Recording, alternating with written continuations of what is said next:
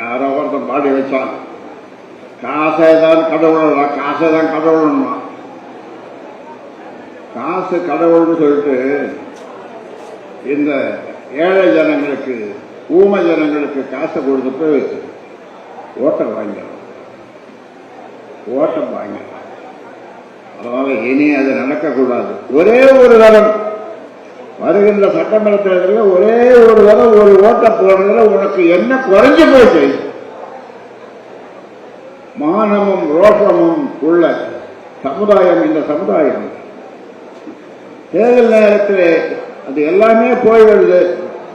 மானமும் இல்லை, ரோஷமும் இல்லை, வெட்கமும் இல்லை, எதுவுமே இல்லை. எனக்கு காசை தான், அவன் கொடுக்குற காசை தான் முக்கியம்னு சொன்னால் உன் பிள்ளை படிக்காது, உன் பேரன் டாக்டர் ஆக முடியாது, உன் பேச்சு கலெக்டர் ஆக முடியாது. இதையெல்லாம் நீங்கள் எண்ணி பார்த்து, தாய்மார்களே எண்ணி பாருங்கள். உங்க காலம் முடிஞ்சு போச்சு. உன் மக அல்ல ஒரு பேத்தினுடைய காலம், எதிர்காலம் சிறப்பார்கள், ஒளிமயமான காலமாக இருக்கிறது. நீங்க இருட்டில் வாழ்ந்தீங்க, அவங்க நல்ல வெளிச்சத்தில் வாழணும்.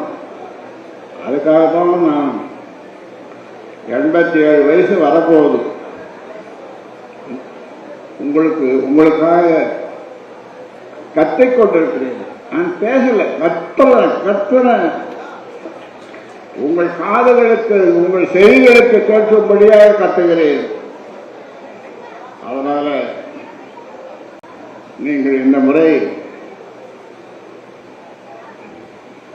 பாட்டாளி மக்கள் கட்சி வேட்பாளர் யார் நிற்கிறாங்களோ அவங்க ஓட்டுக்கிட்டு கேட்கக்கூடாது, காசு கொடுக்கக்கூடாது, தேர்வுக்கு வந்து ஓட்டு போடுங்க மாம்பழத்தில் கேட்கக்கூடாது.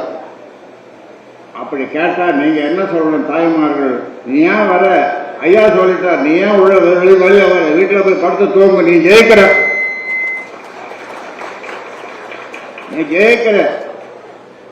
வெளியே வந்து ஓட்டு கேட்கறது எங்களுக்கு அசிங்கமா இருக்குது அப்படின்னு தாய்மார்கள் சொல்லணும். தாய்மார்களுடைய ஓட்டு ஆண்களை விட பெண்களுடைய ஓட்டு அதிகம். நீங்களெல்லாம் மெஜாரிட்டி அம்மா, நாங்க ஆண்களாகிய நாங்கள் மைனாரிட்டி. மெஜாரிட்டி நீங்க நினைச்சா எதையும் செய்ய முடியும். அதனால இதை உங்களுக்கு சொல்லி